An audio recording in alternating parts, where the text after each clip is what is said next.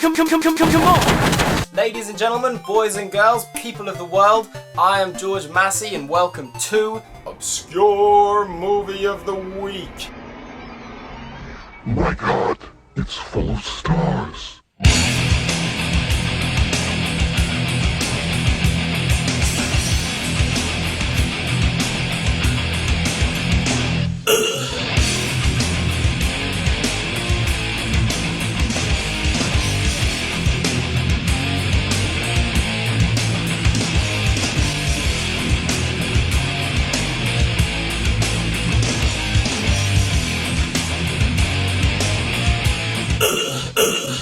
Come on! Today I'm going to be speaking about Honey, I Blew Up the Kid. Wayne Szalinski is back, and this time he's about to make the biggest scientific breakthrough of his career. Now, Honey, I Blew Up the Kid is the sequel to Honey, I Shrunk the Kids, which was a huge success. It seemed like this movie that everybody saw. It seemed like this movie that everyone seemed to have on videotape, and it was always on television.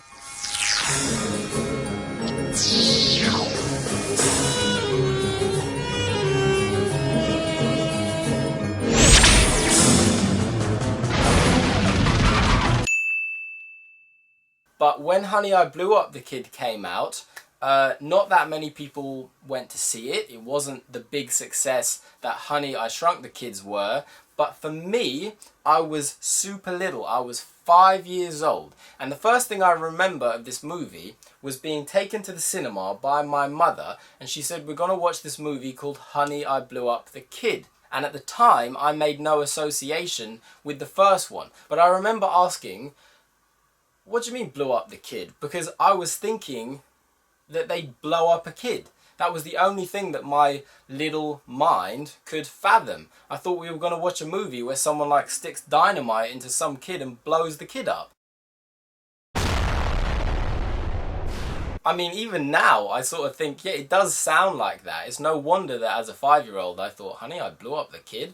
You know, anyway, so it turned out to be a very different kind of movie. But I actually hadn't seen that film since I was very little, and I mentioned it in my film review of The Boss Baby, because going to see The Boss Baby reminded me of kids' movies I saw as a child, and so in that review I mentioned Honey, I Blew Up the Kid. And Honey, I Blew Up the Kid has always remained this very prominent and magical experience in my mind, because I was always astonished at how they did those special effects. And I remember being so young that I genuinely thought, did they actually do something? Did they actually make the kid big? Was it actually walking around? You know, I was too naive and ignorant to understand that I was watching special effects. But now that I've rewatched it, it really does look fantastic. And one of the reasons is because of the fact that it's shot on film, and they're doing all of these layering tricks, which must have been so difficult to do, so much harder than it would be to do that nowadays with digital and CGI. Obviously there's no CGI in the movie. That being said, it's all round still really good, and it deserves more acclaim than it got. For one thing, the cast are great, the characters are great, Rick Moranis is fantastic again. The music is so good, it's so cinematic. It really has the adventure of cinema in such a way whereby, you know, when I was younger, people would refer to the cinema as the dream factory, and it was this place where anything could happen. It could transport you to other realms, other worlds, and you got to live other lives and have new and fresh experiences. And there is something about this movie whereby, you know, it doesn't have to be Citizen Kane, it doesn't have to be the best thing ever, but it's magical. It really is quite magical. The excitement is building. Move it! Fire! And the adventure is bigger than ever.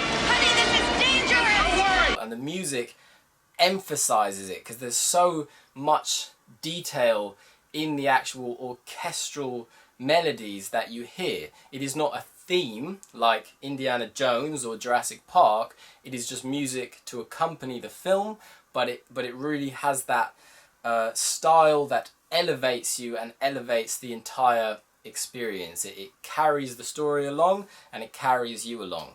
Also, the baby is really good. And once again, he's sharing the experience with his kids. Power surge! Yeah! The baby is really good. I was thinking, how do you direct a baby? How do you get it to do exactly what they wanted? And without question, it would have been incredibly difficult. But I just can't help thinking it would be excessively difficult on film, because you have to wait and get it to respond in the way you want. And it really is a very young, can't say little, because for most of the movie it's not little, although obviously it was, but it's a very young child who they're working with, and it's just perfect. I mean, it's not annoying in any way, it's cute, it's sweet, it's funny, it's everything you would kind of want it to be. Now, in terms of what the movie is, Adam, put Daddy down! it's very similar to the sort of 50s science fiction low budget movies, back when it was some giant thing has come to destroy a city. In the throwback to Godzilla kind of style, but more like an American movie like the original The Blob. It's kind of like a mass that keeps getting bigger and bigger. It feels like that, but all round, it's actually more entertaining than the original The Blob. I know that film holds a special place in a lot of people's hearts, but let's face it, it's not the best movie ever made. This movie is certainly homaging films like that, but it's doing a really excellent job of getting what made those films charming and putting it into this fun sequel. And I will say this, although it's obviously a children's film, it's not just for children. It's cleverly done, the script is good, and interestingly, it's 90s, it's 93, but it feels like an 80s movie. Very, very much feels like an 80s movie, which is credit to it, because it's often interesting how films, once the 90s hit, suddenly felt very 90s.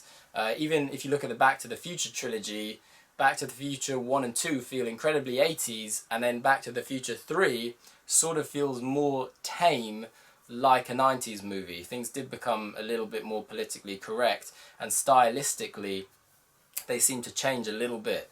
But this film really does feel, and even look, like an 80s film.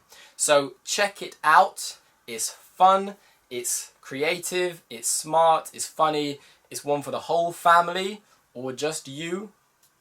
Honey, I Blew Up the Kid. Don't let it fall away into obscurity. Don't forget to subscribe. See ya.